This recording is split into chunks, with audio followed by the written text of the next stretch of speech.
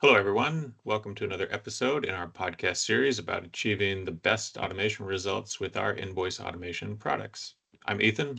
I work in the product management area here at Tungsten Automation. A portion of my background is SAP related, doing invoice automation in the SAP space, and also a bit in building our software as a solution products. For today's podcast, I'm lucky to be joined by David Grundel, an expert in how our solutions can drive straight-through processing, or STP, uh, and especially with our AP Essentials part of the Invoice Agility solution. David, would you like to introduce yourself? Yeah. Hello, everybody. I'm David Grundel. I'm a senior sales engineer here at Tungsten Automation.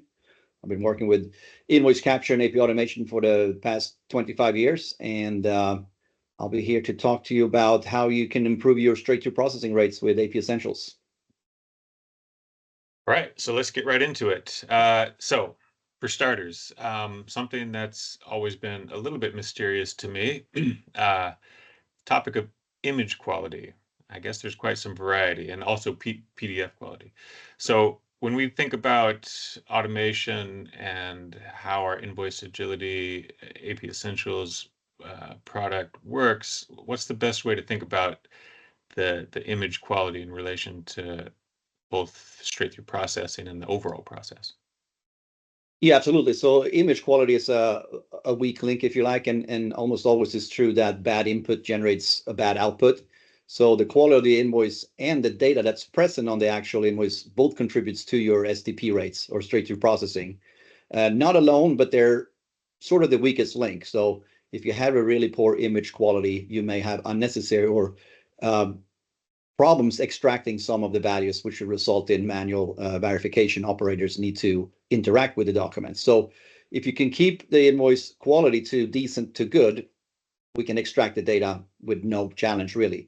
To read and extract data using OCR, it's not per se a challenge or anything hard today with today's technology. But when the image quality becomes too low or too poor that you can hardly read it with your human eyes, we're still applying image enhancements to better the image, but it comes to a breaking point where an operator will have to confirm a character or a whole set of characters that makes a field. But there are some guidelines we would like to share with you. And for example, if you scan paper invoices, any scanner today, from a very small desktop scanner to super large mailroom applications or scanners, can produce a very nice 300 dpi black and white invoice image. And that's optimal for OCR extraction. Scanning in a higher resolution, adding colors or grayscale adds no value. It's actually destructive to the extraction process. So keep the image crisp and clear in black and white, and you will get the most optimal extraction rates, which of course will contribute to your straight-through processing down the road. And also, when you have poor image quality or poor extraction rates, that will contribute to costing you STP points or those manual interactions.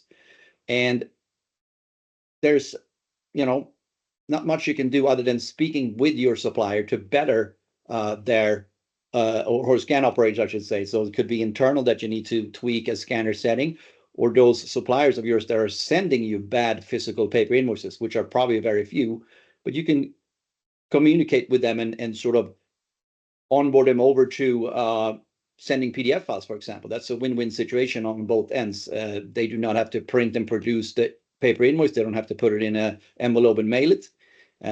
But you can also, better yet, introduce your paper-based suppliers to true e-invoicing and skip the whole PDF revolution and have them send you structured electronic files, which we'll talk about later in sessions here in the podcast. But basically, on a PDF file that comes as an attachment to an email, which is the most common method of receiving invoices today, you can more or less expect near 100% extraction rates because it's a first generation image, meaning it was never printed and never scanned. So you have as good as possible chance of extracting the data. Many PDF files also comes with a data layer that can be used to compare and also better the extraction. But the image quality is one of the weak links, and good to decent images will dramatically improve your straight-through processing. Okay, I think I got it. 300 DPI, black and white. But perhaps more interesting, the part about looking into the future. I mean, in respect to e-invoicing, of course. And yeah, we're going to definitely have some some additional podcasts coming up for that. Let's totally switch gears and go into a different area, master data. I know from the past that there are scenarios where no master data is in the game, but I also know that that's old thinking. When it comes to this straight through processing, what's the best practice now in regards to master data use?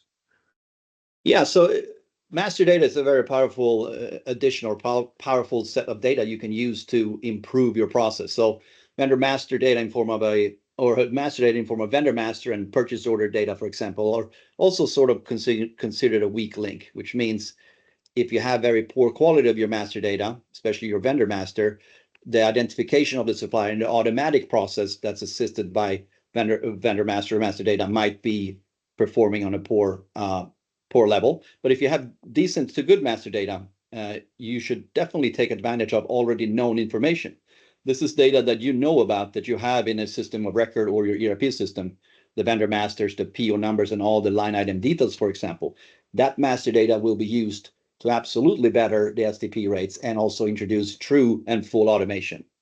So, for example, in AP automation, the first step is to identify who is sending you the invoice. Who is the supplier? Is this a supplier that's known from the past, that's onboarded? Or is this a net new supplier that's sending you their first invoice ever?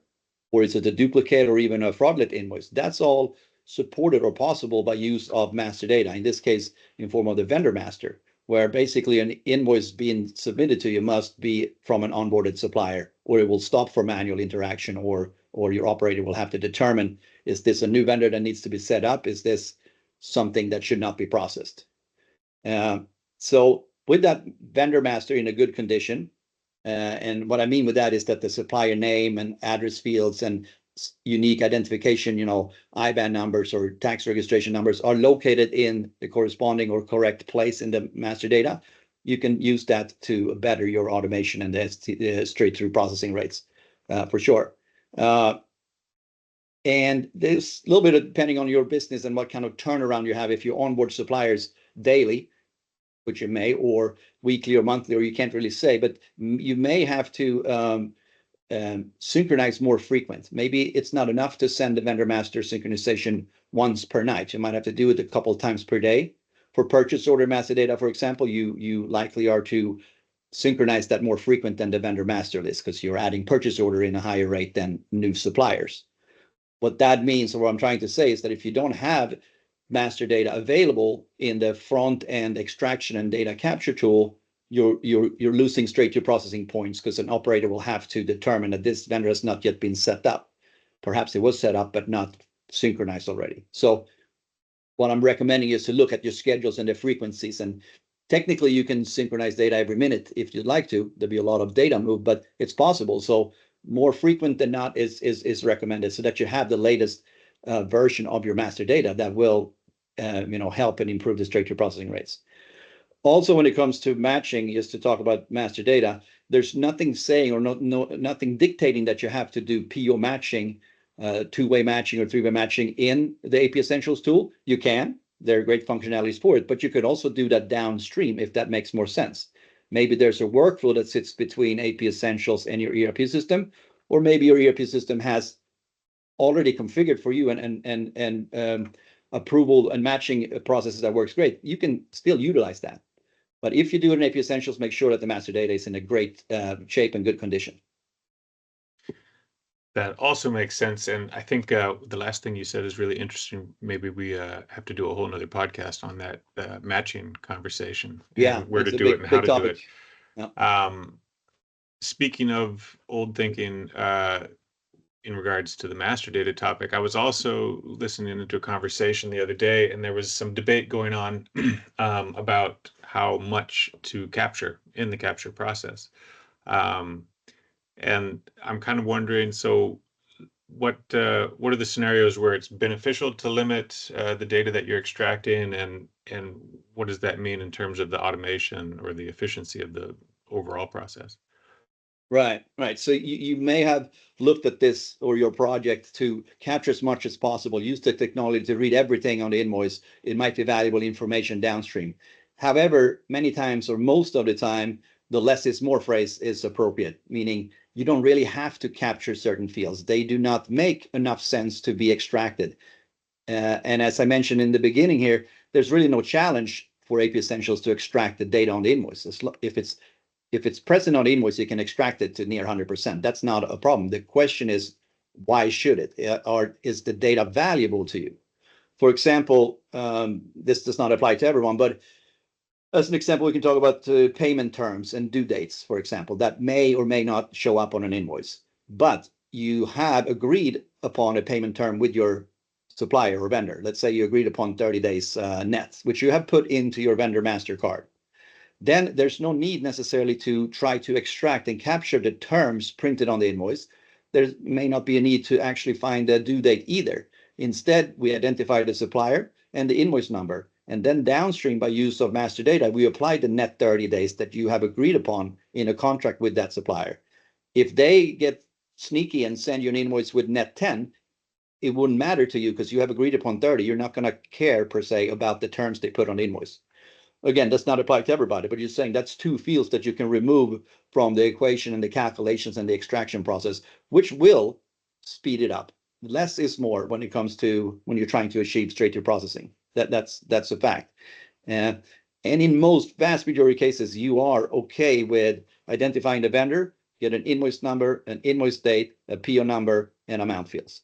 Other data is most likely known to you, and you have it in your ERP or system of record. So there's no need to send that data to AP Essentials, capture the data, and send it back. It's sort of redundant or not that valuable. Other things could be tax fields, for example, tax amounts. If you have, maybe you have a tax engine in your ERP system, or you have, the tax codes and such are already clearly defined in the ERP. There's no need to extract the tax amount from the invoice. You can have the machine, if I use that word, or the ERP system to determine the fact based on XYZ or tax codes, for example, later on. Again, you can by all means extract it all, but to scale it down a little bit will likely introduce a higher straight-through processing potential. So less is more. It's a summary in that topic. I think I got it. Yeah. Let's go into something maybe a bit more practical or sort of concrete. What would you say is sort of the sort of top things that you need to check in on in your configuration, like in the context of AP Essentials? What is it that you really should be paying attention to in terms of your actual config? Yeah, so a little bit depending on case by case how it was initially implemented, but there are basically two configurations that I need you to understand what they do and how you could use them, and that's how you can activate bypass of the manual confirmation or manual interaction with your invoices. This can be set on a global level, which will apply to all your suppliers, or it can be set on supplier level, where you can pick and choose. I would like to achieve straight-through processing on this supplier. We know them very well, we trust them, and AP Essentials always performs to 100%. There's no need for users to click that green OK button and say, okay, send it to the next step, send it to the next step. So the bypass confirmation is a very valuable setting. And as soon as one character is uncertain or it can't find a required field, it will stop for you. It's not that it's going to sort of live its own life and send incomplete or bad data. It's just helping you to not having to manually say, okay, on 100% correct and certain transactions. It will stop with that yellow triangle indicating uncertainty. If it's not certain, there's no tolerance. It's either 100% confident or it's not confident. So you can trust in that it's doing its right thing. And many times, though, an AP Essentials system is configured from the very beginning of the project to have always confirmation turn on, meaning you touch every supplier in the beginning as you train and teach and become comfortable with the solution. So I recommend you to review that, and several months into your project after you go live, you can actually turn on or off this setting that you do not have to review every single document. It's just going to take you unnecessary time in operator manual interactions. You can also find out how or on what suppliers you may have checked this setting. If you use the analytics dashboard and go to the zero touch rate report, it will tell you or show you sort of a trend of how this has been configured and utilized. Chances are that you have not turned this on and you're actually not achieving straight-through processing because the configuration is preventing it. So that's my recommendation there to review and get an understanding. Reading the help file, it's very easily laid out. How does this bypass verification really work, and how do you configure it? It's very easy for you to make that change. You don't have to involve Tungsten Automation services to do it for you. You can do that. So when it comes to other things or configurations that can help your straight-through processing would be the purchase order based invoices. For example, when you have that known information in the master data you can match against, or at least you can confirm that the purchase order number is valid to the supplier that was previously identified. Maybe you do not need to use all the master data to confirm the line item number, the item, the description, the quantity, and so forth. You can, but if you have the purchase order and you validate the purchase order to be 100% correct, you can solve this downstream because you're just going to match the amounts in a third party or second type ERP or workflow downstream. So it's not that many improvements you need to or can do to better the STP. You definitely need to turn on and activate the ability to do so. Then it boils down to the quality of the images, which is fairly high probably if you have PDF files, and then the quality of your master data, which you are in control of. If the master data is poor, that's sort of your task to solve or better. It's your data, not the suppliers, not Tungsten Automations either. Okay. Before we wrap up, one more thing we can't leave without talking about the word of the year, word of the decade, AI, artificial intelligence. So I know everyone hears loads about artificial intelligence every day. How does this technology play into what we talk about, what we've been talking about in this podcast today?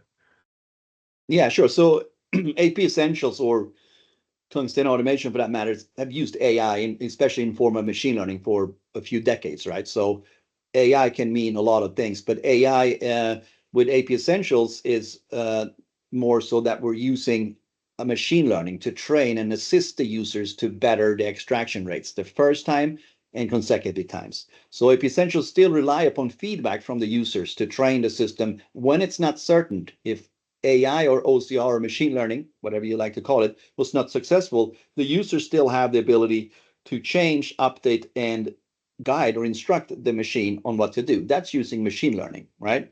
So OCR is the main technology, but we also use AI in form of machine learning to improve the first time and also second and consecutive extraction rates. Other forms of AI, such as Gen AI, is also used in AP Essentials. This is to be released to the masses here shortly, but it will enable your AP operators to be more, capable of finding out root causes of problems. For example, they have the ability to, in natural language, ask AP Essentials, why is this a duplicate? When did we pay the last invoice for this invoice? What's the average amount? Do they send an invoice every month? What are the, trends? Has this been a duplicate before, and so forth? You can, as a user, have a conversation in natural language with your invoice data that AP Essentials have extracted, and the data coming from your master data files, so that the users, when they deal with or come by an exception, they have the tool there on their fingertips to ask a lot of questions. You don't have to run reports or go to analytics or ask some IT person to download something for you. You will have that information on your fingertips. Will also make the AP clerk or the operator a lot more capable and efficient in solving problems. Data quality. Why is this always stopping here? Because they're never providing an invoice number, for example. You can see and get ideas of why things like that is happening. So when the data quality, or to be exact, the metadata is of good quality, and the operator knows how to interact with the machine, meaning AP Essentials, and how to train it and how to help it and guide it and teach it when it's uncertain. AI is going to be great addition when it comes to the Gen AI, to like I just said, repeating myself, I just want to get that message through, that you'll have so much more information on your fingertips, and combined, it will all at the end of the day contribute to the straight through processing. So we're investing a tremendous amount of resources into AI in general here at Tungsten Automation. So look out for new features and functions for AP Essentials coming your way here in a very near future. Yeah, I was just going to jump in on that because I have heard about the plans that are upcoming and not so far in the future, actually. So I guess we have some interesting things to talk about in one of these upcoming I have podcasts. seen it. It's very exciting. It's going to be great for all. Cool. Well, thanks. I'm a bit smarter for listening to all of that, actually. I learned a couple things for sure. And we'll have more topics in the future, maybe in some different configurations. Maybe it's David and I, maybe it's David and someone else, or me and someone else. But we have a intention to bring this kind of information out in this format. And so thanks for joining us, and we'll hopefully join you in another podcast soon. All right. Thank you all for joining.